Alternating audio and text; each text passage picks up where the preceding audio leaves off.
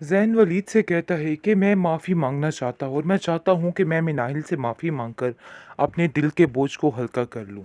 लेकिन आप देखेंगे कि मिनाहिल साफ साफ इनकार कर देती है और कहती है कि मैं उससे कोई बात नहीं करना चाहती। इस पर माजदा कहती है कि अरे भाई, तुम्हारा दिमाग ख़राब हो गया है, आखिर क्या ज़रूरत पड़ी है इससे बात करने की। मुझे तो खुद कुछ समझ नहीं आ रही है, जो हुआ सो हुआ। माना तुम्हारी गलती नहीं थी, लेकिन ये लड़की कभी भी तुम्हारी बात का यकीन नहीं करने वाली। जिस पर वो कहता है कि अम्मी, हमने उसके साथ काफ़ी ज़्यादा नाइंसाफ़ी कर दी है। आपको ये अब ये बात समझनी होगी और इस चीज़ को आगे बढ़ाना होगा। मुझे नहीं लगता है कि हम कुछ भी ठीक कर रहे हैं। अब आपको सब्र करना होगा जो कुछ भी हुआ है, क्योंकि मामलात सारे ख़राब हो चुके हैं। और सबसे बड़ा मामला जो ख़राब हुआ है वो मिनाहिल के साथ है। मिनाहिल की ज़िंदगी दाँव पे लग गई है। काश आपको इस चीज़ की समझ आ जाए, लेकिन मुझे नहीं लगता कि आप इन बातों को समझ पाएंगी। आपके दिल पे ज़रा सा भी बोझ नहीं है कि हमने गलत किया है। जिस पर उसकी माँ कहती है कि अरे भई, अब हम क्या कर सकते हैं, तुम मुझे बताओ। मैं तो खुद थक गई इन सब चीज़ों से, अब मुझे तो खुद कुछ समझ नहीं आ रही। कितनी दफ़ा तो कह चुकी हूँ कि मैं माफ़ी मांगती हूँ, लेकिन फिर भी पता नहीं क्यों आप लोग हाथ धो के मेरे ही पीछे पड़ गए हो। लेकिन जी, आप देखेंगे कि इन सब चीज़ों में जो असल कसूरवार है वो माजदा है। माजदा की हरकतों की वजह से ही आज ये सब कुछ हुआ है और हर चीज़ तबाह फना हो गई है। क्योंकि ये हरकतें इस तरह की ना करती तो आज मामलात संभले रहते। इस औरत ने सारा कुछ तबाह बर्बाद कर दिया। वलीद कहता है कि देखो मिनाहिल, तुम्हें वाकई में जैन को माफ़ कर देना चाहिए। हाँ, मानता हूँ कि उसने बहुत बड़ी गलती की है, लेकिन इस मामले में उसकी कोई भी गलती नहीं है। उसके साथ खुद एक धोखा हुआ है, तुम्हें ये बात समझने की ज़रूरत है। जिस पर मिनाहिल कहती है, हाँ बात तो ठीक है, माफ़ तो कर दिया जा सकता है, लेकिन बातें दिल से नहीं बुलाई जा सकती हैं। तो इसलिए बेहतर यही है कि इस बातों को खोलने की बजाय यहाँ पर ही दफन कर दिया जाए, ताकि सारे मामलात यहीं पे ख़त्म हो जाए।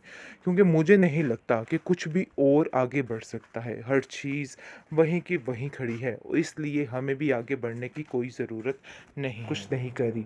जिस पर वो कहती है कि मैंने ऐसा कुछ भी नहीं चाहा, लेकिन पता नहीं क्यों आपके दिलों में इतना हसद भरा है कि मुझे खुद को समझ नहीं आ रही कि मैं क्या करूं। मुझे तो लग रहा है कि जैसे आप लोगों ने मिलकर बहुत बड़ी साजिश रचा दी है, जिसकी वजह से आप काफ़ी परेशान ज़्यादा ख़राब हो चुका है। मुझे तो खुद कुछ समझ नहीं आ रही, लेकिन वलीद उसको यकीन दिलाता है कि सारे सबूत हैं जैन के पास और जैन ने ऐसा कुछ भी नहीं किया है। इसलिए आपको फ़िक्र करने की ज़रूरत नहीं। आप लोग बहुत जल्द अपने घर में होंगे और कोई भी ऐसी परेशानी वाली बात नहीं। मैं हर चीज़ को हैंडल कर लूँगा और अब मुझे पता है कि मुझे क्या करना है और क्या नहीं करना है। जिस पर मिनाहिल कहती है कि मैं आपकी बहुत शुक्रगुजार हूँ, क्योंकि मैं ये काम अकेले नहीं कर सकती थी। इन लोगों के धोखे ने मुझे इस कदर तोड़ के रख दिया है कि मुझे खुद कुछ समझ नहीं आ रही कि मुझे क्या करना है। लेकिन अफ़सोस इस बात का रहेगा कि मेरे अपनों ने मिल के मेरे साथ ऐसी दुश्मनी निभाई है कि कोई दुश्मन भी ये दुश्मनी नहीं निभा सकता। काश ये सब कुछ ना हुआ होता, आज मेरा थोड़ा मान तो बाकी रहता। जिस पर वलीद उसको समझाता है, जो होना था सो हो गया। आज भी तुम अपनी ज़िंदगी को आगे बढ़ा सकती हो, अपनी ज़िंदगी को आगे शुरू कर सकती हो। इसलिए परेशान होने की ज़रूरत नहीं, बल्कि अपनी ज़िंदगी को शुरू करने की कोशिश करो। बस मैं तुमसे यही कहना चाहता हूँ। उसकी माँ भी यही बात कर रही है। देखो, अब वो वक्त आ गया है जब मिनाहिल तुम्हें अपने लिए स्टैंड लेना होगा, वरना ये लोग तुम्हें नहीं छोड़ेंगे। तुम्हारा ऐसा हश्र करेंगे कि तुम्हें पानी भी नहीं मिलेगा। इसलिए बेहतर यही है कि फैसला कर डालो। आखिरकार निम्मी के शादी के फंक्शन स्टार्ट हो चुके हैं। बड़े शोर और गुल के साथ हर चीज़ को मनाया जा रहा है। लेकिन जी, आप देखिएगा कि 80% शक हो चुका है इस ज़ारा को अपने शोहर के ऊपर, और उसको समझ आ गई है कि कहीं ना कहीं दाल में कुछ काला ज़रूर है। लेकिन फिर भी उसके पास कोई सेकंड ऑप्शन नज़र नहीं आ रहा। इसलिए वो उसकी बातों को इग्नोर करके आगे बढ़ने की कोशिश करती है। लेकिन जी, आप देखेंगे नान को भी समझ आ गई है कि उसके रास्ते में रुकावट डालने के लिए अब ये ज़ारा खड़ी हुई है, जिसकी वजह से वो अपनी माँ से कहता है कि मुझे इस लड़की की काफ़ी ज़्यादा टेंशन है, लेकिन मुझे ऐसा लग रहा है कि मुझे इसको भी संभालने के लिए कोई इक़दामात करने चाहिए।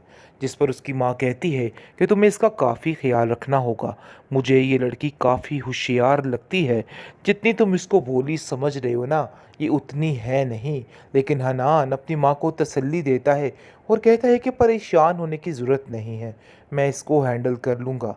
लेकिन इसको काफ़ी हद तक हर चीज़ का इल्म हो चुका है।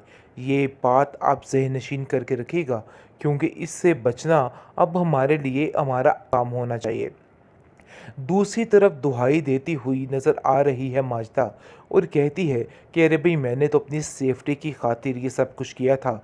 यकीन मानो, मुझे ये था कि अगर इस मिनाहिल ने हमें घर से निकाल दिया तो मैं कहाँ जाऊँगी, ये बूढ़ी औरत कहाँ पे रहेगी।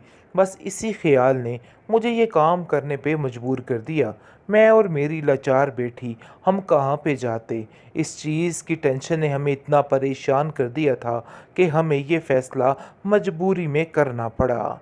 लेकिन जी, आप देखेंगे कि कहता है वलीद, चाहे जो कुछ भी था, आपको मिनाहिल के साथ इतना बड़ा धोखा नहीं करना चाहिए था, क्योंकि बहुत जल्द वलीद के सामने हर वो बात उगल देगी माजदा, जो बात वो अपने दिल में छुपाए बैठी है।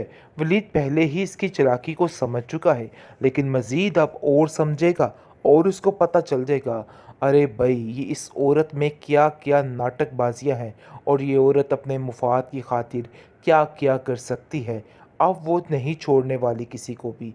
लेकिन जी, आप देखेंगे कि अब माजदा कहती है कि देखो भई, का मामला काफ़ी ज़्यादा ख़राब हो चुका है। मुझे तो खुद कुछ समझ नहीं आ रही।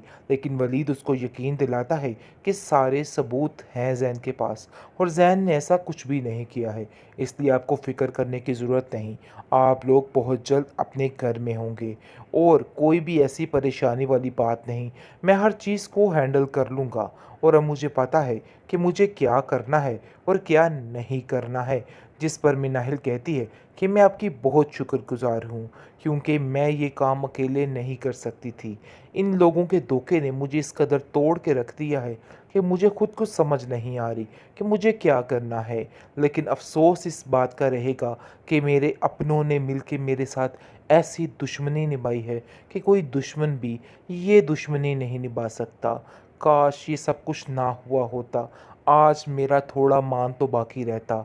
जिस पर वलीद उसको समझाता है, जो होना था सो हो गया। आज भी तुम अपनी ज़िंदगी को आगे बढ़ा सकती हो, अपनी ज़िंदगी को आगे शुरू कर सकती हो। इसलिए परेशान होने की ज़रूरत नहीं, बल्कि अपनी ज़िंदगी को शुरू करने की कोशिश करो। बस मैं तुमसे यही कहना चाहता हूँ। उसकी माँ भी यही बात कर रही है। देखो, अब वो वक़्त आ गया है जब मिनाहिल तुम्हें अपने लिए स्टैंड लेना होगा, वरना ये लोग तुम्हें नहीं छोड़ेंगे।